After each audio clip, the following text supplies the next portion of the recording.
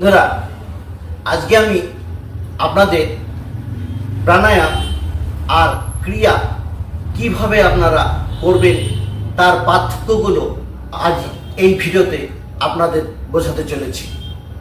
প্রাণায়াম এবং ক্রিয়া দুটোই কিন্তু আমরা করি, কিন্তু কোনটাকে আমরা প্রাণায়াম বলবো আর কোনটাকে আমরা ক্রিয়া বলবো, এই ভিডিওতে সেই পার্থক্যগুলো আজ আপনাদের ধরিয়ে দেব। সবার প্রথমে আমি কপালভাতি প্রাণায়াম নিয়ে আলোচনা করব। কপালভাতি প্রাণায়াম কিভাবে করতে হয়। কপালভাতি প্রাণায়াম আপনাকে এইভাবে একটি পায়ের গেঁঠোর উপর আরেকটি পা উঠিয়ে দিয়ে এইভাবে জ্ঞান মুদ্রা রূপে ধরে এইভাবে মেরুদণ্ড সোজা করে বসে নিতে হবে। মেরুদণ্ড সোজা করে বসে সমস্ত প্রাণায়াম এবং ক্রিয়াগুলো করতে হয়। কারণ কি, মেরুদণ্ড সোজা করে না বসলে আমাদের সমস্ত নাড়িগুলো ৭২,০০০ যে নাড়ি আছে সেই নাড়িগুলো সারা শরীরে রক্ত সংবহনের ক্ষেত্রে ব্যাঘাত ঘটবে। সেই জন্য মেরুদণ্ড সোজা করে আমাদের বসতে হবে। বসে সবার প্রথমে আজ আমি কপালভাতি প্রাণায়াম সম্পর্কেই বলি।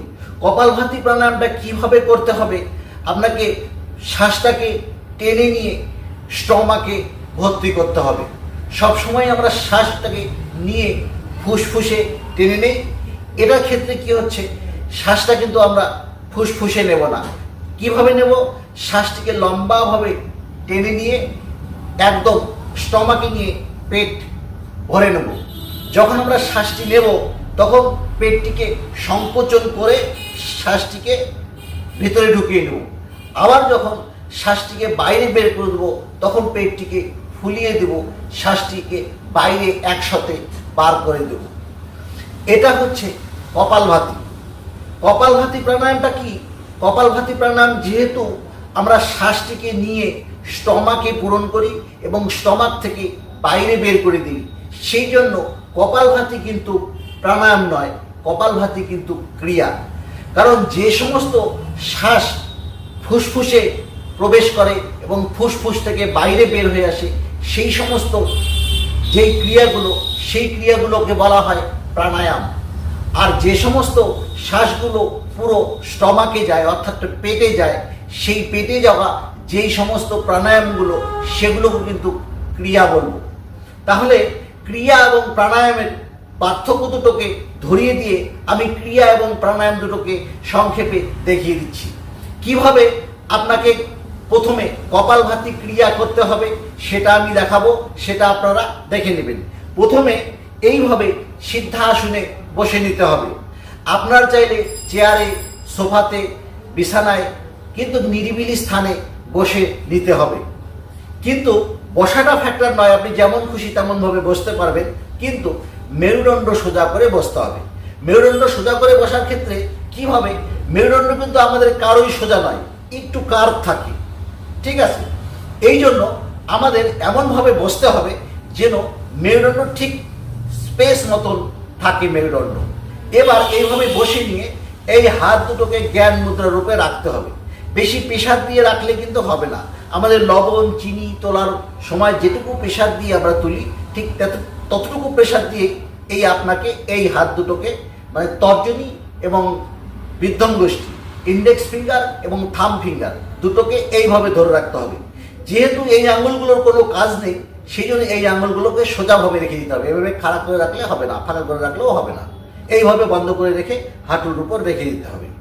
এবার শ্বাসটিকে নিয়ে পেটে ভরতে হবে, নিয়ে পেটটাকে সংকোচন করে শ্বাসটিকে ভেতরে রাখতে হবে। আবার যখন শ্বাসটিকে ছাড়বো তখন পেটটাকে ফুলিয়ে দিয়ে শ্বাসটিকে বাইরে বার করে দিতে হবে। কিভাবে দেখুন, আমি পেটটাকে প্রথমে সংকোচন করে নিচ্ছি, এবার শ্বাসটাকে নিয়ে নিলাম, এবার শ্বাসটাকে জোরে বাইরে বার করে দেবো।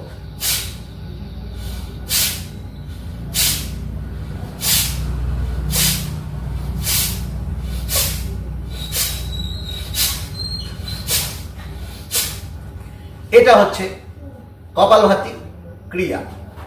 এবার আপনাকে যেটা দেখাবো সেটা হচ্ছে ভস্ত্রিকা প্রাণায়াম।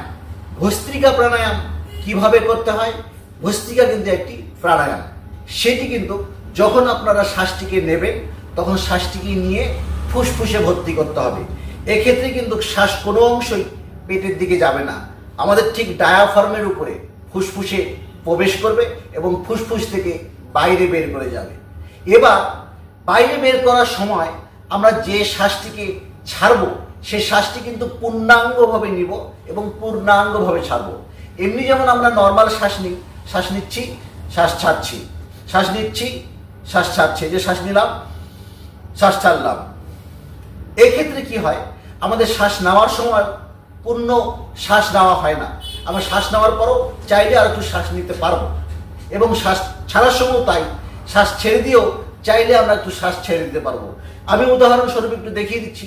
দেখুন, আমি নর্মাল শ্বাস নিলাম, ছেড়ে দিলাম, আবার নর্মাল শ্বাস নিলাম, এবার ছেড়ে না দিয়ে আমি আরো একটু নেওয়ার চেষ্টা করি, আরো একটু নেওয়া গেল। সেই জন্য আপনাকে কিন্তু এই প্রাণায়াম করার ক্ষেত্রে কিন্তু পূর্ণাঙ্গ শ্বাসটিকে নিতে হবে এবং পূর্ণাঙ্গ শ্বাসটিকে ছেড়ে দিতে হবে, অর্থাৎ ফুসফুসের প্রকোষ্ঠগুলোকে পুরো ভর্তি করে নিতে হবে। কারণ আমাদের চারিপাশে যে সমস্ত জার ধুলো বালু থাকে সেগুলো কি হচ্ছে, আমাদের অল্প করে শ্বাস নেওয়ার জন্য আমাদের ফুসফুসের পুরো প্রকোষ্ঠগুলো কিন্তু ভর্তি হয় না, কিছু কিছু প্রকোষ্ঠ ফাঁকাই থাকে। সেগুলো কি হয়, জার পরে নষ্ট হয়ে যায়। পরে ইন ফিউচারে আমরা যখন শ্বাস নিই, জোরে করে শ্বাস নিলেও আমরা ফুলফিল শ্বাস নিতে পারি না, কারণ সেই প্রকোষ্ঠগুলোতে বাতাস ঢুকতেই পারে না। সেই জন্য আমাদের প্রাণায়ামের মাধ্যমে শ্বাসটিকে ফুলভাবে ভর্তি করে নিয়ে আবার ফুলভাবে ছেড়ে দেবো। তাতে কি হয়, প্রত্যেকটা প্রকোষ্ঠ বাতাস পূর্ণ হয়ে যায়, অক্সিজেন পূর্ণ হয়ে যায়। আবার প্রত্যেকটা প্রকোষ্ঠ আস্তে জোরে ছাড়ার মাধ্যমে পুরো প্রকোষ্ঠগুলোকে খালি হয়ে যায়। এভাবে পূর্ণ হওয়া এবং খালি হওয়া, পূর্ণ হওয়া এবং খালি হওয়া, দুটোতে কি হয়, আমাদের এই প্রকোষ্ঠগুলোকে জারমুক্ত হয় এবং সেগুলো সক্রিয় হয়। ভস্ত্রিকা প্রাণায়ামের নিয়মই হচ্ছে এটা, সমানভাবে শ্বাস নেওয়া এবং সমানভাবে শ্বাস ছাড়া। ঠিক আছে, এবার আমরা যেটা করব সেটা হচ্ছে ভস্ত্রিকা প্রাণায়াম। কিভাবে করব, এবার সেক্ষেত্রে কিন্তু আমাদের এই সিস্টেমটা একই থাকবে, বসার সিস্টেমটাও একই থাকবে। এবার আমরা করব এইভাবে শ্বাসটাকে, এবার কিন্তু পেটটাকে আমরা স্টিপ করে নেব, পেটে কিন্তু কোনো রকম বাতাস আমরা নেব না। এবার শ্বাসটাকে ঠিক বুকের ডায়াফ্রামের উপর নেব, এইভাবে।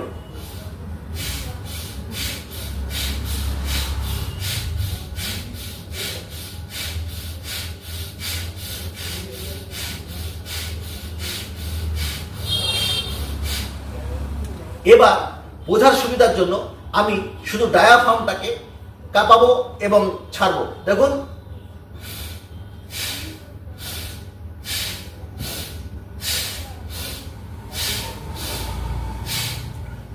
প্রথম শ্বাসটিকে সমানভাবে নেওয়া এবং সমানভাবে ছাড়া, এটুকু মেনশন করার জন্য হাতটিকে চাইলে এইভাবে নিয়ে হাতটিকে লম্বাভাবে উপর দিকে তুলবেন। শ্বাসটিকে যখন তুলবেন হাতটিকে, তখন শ্বাসটিকে নিয়ে নেবেন এবং হাতটিকে যখন নামাবেন তখন শ্বাসটিকে ছেড়ে দিবেন। কিভাবে দেখিয়ে নিন, যারা বিগিনার শিখতে চান তারা এইভাবে করবেন। এই শ্বাসটিকে নেওয়ার সময় হাতটিকে তুলে নেবেন এভাবে, আবার নামানোর সময় শ্বাসটিকে ছেড়ে দেবেন।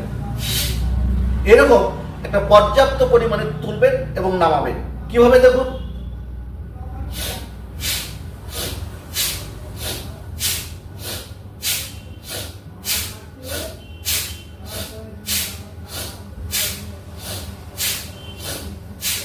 ভস্ত্রিকা প্রাণায়ামের নিয়ম হচ্ছে যতক্ষণ পর্যন্ত শ্বাস নেবেন ততক্ষণ পর্যন্ত শ্বাস ছাড়বেন।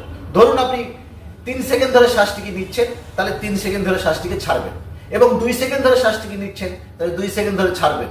1 সেকেন্ড ধরে শ্বাসটিকে নিচ্ছেন, তো 1 সেকেন্ড ধরে ছাড়বেন। মধ্য কথা হচ্ছে শ্বাস যতক্ষণ নেবেন ততক্ষণ ছাড়বেন। এটাই হচ্ছে ভস্ত্রিকা প্রাণায়ামের নিয়ম। ভস্ত্রিকা প্রাণায়াম করার সময় শ্বাস নেওয়া এবং শ্বাস ছাড়ার 1:1 রেশিও হওয়া দরকার। অর্থাৎ 3 সেকেন্ড ধরে নেন, তাহলে শ্বাসটিকে 3 সেকেন্ড ধরে ছাড়তে হবে, 2 সেকেন্ড ধরে নিতে হবে, 2 সেকেন্ড ধরে ছাড়তে হবে। এটাই হচ্ছে ভস্ত্রিকা প্রাণায়ামের নিয়ম। তবে প্রাণায়াম এবং ক্রিয়ার মধ্যে যে পার্থক্যগুলো আপনাকে দেখালাম, সেটা হচ্ছে ক্রিয়া করার সময় যে সমস্ত শ্বাস আমরা ফুসফুসে ধরে রাখবো সেই সমস্ত ক্রিয়াগুলোকে প্রাণায়াম বলবো। আবার যে সমস্ত শ্বাসগুলোকে ফুসফুসের বাইরে অর্থাৎ স্টমাকে প্রবেশ করাবো, তখন সেই ক্রিয়াকে আমরা ক্রিয়া বলবো। অর্থাৎ যে শ্বাসটি ফুসফুসে যাবে না অর্থাৎ লাংসে যাবে না সেই প্রাণায়ামগুলোকে আমরা ক্রিয়া বলতে পারি। তবে এই তফাৎটি থাকার কারণেই ক্রিয়া এবং প্রাণায়ামের মধ্যে দুটো ভাগ করা হয়েছে। কারণ প্রাণায়ামের ইংরাজি যে ওয়ার্ডটি আছে সেটা হচ্ছে ব্রিদিং এক্সারসাইজ, অর্থাৎ শ্বাস নেওয়ার যে এক্সারসাইজ সেটাই হচ্ছে ব্রিদিং এক্সারসাইজ অর্থাৎ প্রাণায়াম। তো শ্বাস আমরা সবসময় নিচ্ছি কোথায়? ফুসফুসে নিচ্ছি বা লাংসে নিচ্ছি। সেই জন্য শ্বাস যখন ফুসফুসে যাবে তখন বা লাংসে যাবে তখন সেই ক্রিয়াকে আমরা প্রাণায়াম বলবো। আর শ্বাস যখন স্টমাকে প্রবেশ করবে তখন কিন্তু তাকে আর প্রাণায়াম বলা যাবে না, তখন তাকে ক্রিয়া বলতে হবে। তবে ভিডিওটি যদি ভালো লাগে একটি লাইক দিয়ে আমাদের সঙ্গেই থাকবেন। আর আপনারা সুস্থভাবে খুব শান্ত মস্তিষ্কে এই প্রাণায়ামগুলো খুব নিরিবিলি স্থানে ঠিক আমি যেইভাবে দেখিয়ে দিলাম সেইভাবে দেখিয়ে রেগুলার প্র্যাকটিস করবেন। আজ এই পর্যন্তই, নমস্কার।